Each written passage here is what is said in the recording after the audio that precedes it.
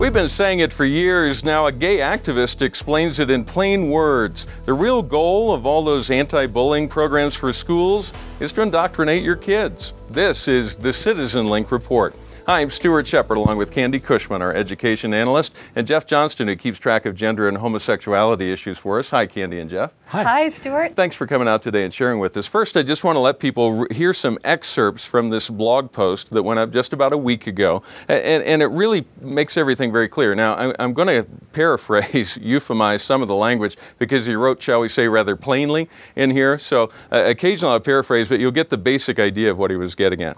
He says, they accuse us of exploiting children, and in response we say, no, we're not going to make kids learn about homosexuality, we swear. It's not like we're trying to recruit your children or anything. But, he goes on, let's face it, that's a lie. We want educators to teach future generations of children to accept our view of sexuality. In fact, our very future depends on it. Recruiting children?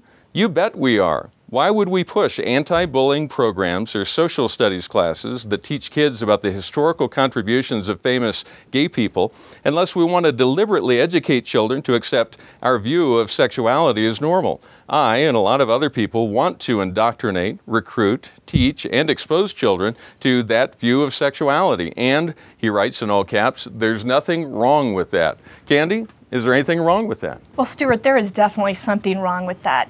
Most parents do not send their children to taxpayer-funded public schools to be immersed in a sexualized and political ideology or activism. That's not what we're sending our kids to public schools for. Now, people on the other side, when they hear us say that these bullying programs are really about getting an agenda into schools and indoctrinating, we get called all sorts of names.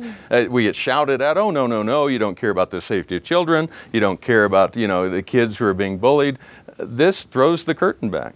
Right. This rips the veil away from that deception because too often parents in public schools, when they express concerns about what's happening in their kids' sex education class or the so-called tolerance lessons, they're really often belittled, told that they're the only one with this concern, or basically told that their concerns are pure fiction. Well, like I was saying, this rips the veil from that deception.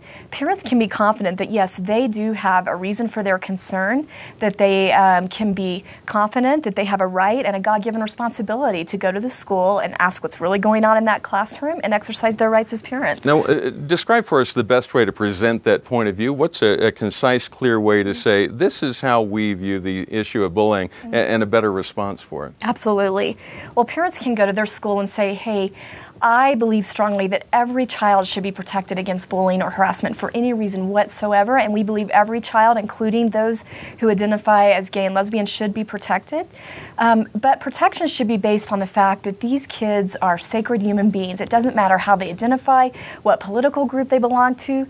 They should be protected because they're kids created by God, and we should have strong and across-the-board policies protecting all kids. And so you can state that fact, and then you can be bold in asking, I'd like to exercise my right as a parent to look at the curriculum that's being presented to my child. Now, unlike the other side of this issue, which is a little bit of smoke and mirrors, I just want to make absolutely clear for everyone watching, when we say every child should be protected from bullying, including students who identify as gay or lesbian, we mean that. We mean they should be protected just as much as the other students. We believe these children are loved and created by God, and they should be protected from any harm whatsoever, absolutely. Now, there is something which is, I believe, a bit ironic. You and I had talked about this before we sat down here. There's another line in this blog post that says something about our children, the kids that we have, the kids that we're trying to raise with a Christian point of view. Tell us what he said. Well, he talked about a program that we have called Day of Dialogue, where we're basically equipping students to exercise their First Amendment rights and their equal access rights, to feel like they also have a safe place to express their opinion in a loving and winsome way in school. And what's ironic about the way that this author presented it is he sort of acted like Christians are going into schools in a total vacuum. Yeah. But that's really not the case. What's happening is students of faith are experiencing really a pressure cooker situation in their schools. Because often their viewpoint is attacked and belittled, and they're not feeling like they have an equal access right to have their perspective respected. And so our program, Day of Dialogue, and you can look at it at dayofdialogue.com, basically equips them to exercise their constitutional rights when these issues are already being brought up in their school. It's not in a vacuum. They're already being presented in their school. Sexuality is already being discussed. They can have confidence, have the freedom to express their point of view as a student of faith and know that they have a constitutional right to do that. And we give them tools for that. And he expressed a point of view about the children who participate in that program. Right, that's what's so ironic. Yeah, you want to read that to us? Well, first of all, he was saying that, yes, they want to teach children to accept queer sexuality as normal. So I think a lot of parents would have a problem with that. And then he's expressing the viewpoint that anyone that doesn't agree with that is basically an ignorant, hateful little moron. And that's his words. And so I think we need to have the freedom for students of faith to not have to give in to just that one viewpoint. Yeah, which would come under the category, I think, of name-calling and bullying. Right. I'm not sure, but using that kind of language to describe a student in a public school, exactly, not really something that we think is appropriate. Well, it's definitely not a two-sided way of approaching the issue, is it? And it's meant to chill out all the parents who want to speak up for their belief system and what they think is true. Jeff, I want to get your reaction to a Gallup poll. Gallup did an interesting poll that shines a light on public perception out there. They asked people, and they've done this before, but they asked people for their best guess as to what percentage of people is gay. And basically they found 35% of Americans think that number would be 25% or more. And roughly half of Americans think it's at least 20% or more when you add all those together. What does that tell us about, how does that influence the debate when people have that perception in their mind? You know, Stuart, it was an astounding poll. Almost 96% of the people either had no opinion or they overestimated by really large numbers how many gay, lesbian people there are in the world. The real number is somewhere between 2 to 4%. We don't know exactly what the number is because being gay or lesbian isn't a tangible concept. It involves things like attractions, behavior, and self-identification. Right. Which kind of ties into what Candi was talking about. When this whole agenda is pushed on children, they begin to self-identify as gay, lesbian, transgender at younger and younger ages. And we know that that's not very healthy. They start to experiment sexually. They get involved in different behaviors that aren't good for them. And so the agenda kind of pushes this on them, and they identify themselves younger and younger. And that 2 to 4% figure you give, even that's a little indefinite because people tend to move out of that category. That's right. About half of all people who have gay or lesbian attractions will move to heterosexuality over their lifetime.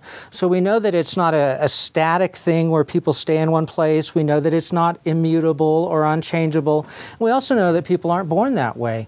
There's no real evidence that people are born gay or lesbian. Now, I could almost hear the gay activists who are watching this video. We know many tune in each week to see what we're talking about. They're screaming at the screen right now, how can you possibly say that? How can you say that half of people who identify as gay move out of that? How do you say that? Well, Dr. Neil Whitehead is a researcher who has examined thousands and thousands of studies about homosexuality. And in examining some of the population studies, he showed that there was a drift towards heterosexuality by about half the people who identified as gay or lesbian earlier in life. And so there's this shift that takes place in a lot of people, sometimes without even trying to change. And then there's groups like Exodus or Homosexuals Anonymous or Courage that help people to steward their sexuality in a biblical way. And we know that many people in those groups do change their sexuality. They find that there's some change in their sexual attractions, as well as changes in sexual behavior and self-identity. And Candi, as we hear all this, as this message gets talked about in schools, and the whole idea of anti-bullying programs and all this other agenda item is to teach in school that it's exactly the same as a mom and a dad, as a married couple. How does that influence young people who are still trying to decide who they are and what they're becoming? Well, Stuart, we know these messages are having an effect. As Jeff mentioned, we're seeing more and more news articles coming out saying that children are identifying as gay and lesbian at earlier and earlier ages, so that's concerning. I think the messages they're getting from the culture and in schools are having an effect on that.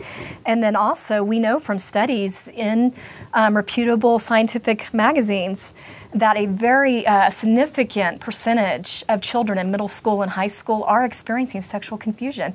So it's really not responsible to bring in politicized messages from advocacy groups that might prematurely push them into something before they're ready, and we need to think about that, what's happening in our public schools. I want to give each of you a chance to kind of summarize and speak directly to parents who may have kids in public school about your best advice for them. Jeff, you go first. Well, it's best if kids postpone identifying as gay or lesbian. The other thing is, I'm going to have 2 points, Stuart. That's fine. Is that we know that it's a really small percentage of the population that is actually driving this whole agenda. 2 to 4% of the population that is pushing homosexuality in education, in the culture, in the media. And I think people get a false impression because they see so many gay people in television shows and movies, or they hear stories about people coming out. So they have this false idea that it is about 25 or more % of the population, when it really is a tinier number. All right. Candi, what would you share?